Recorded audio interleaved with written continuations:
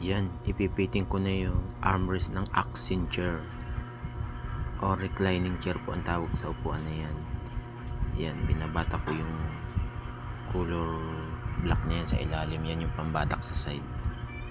Na-align ko muna dyan yung cover para mas maging maayos ang lapat. Yan, takir ko na nabatak na yun. Pagkatapos naman dun sa kabilang side, papatakin ko din yung kulay itim.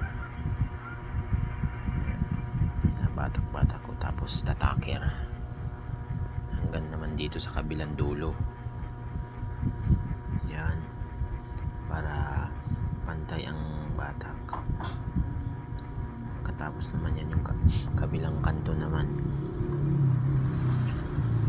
batak tapos takir ulit.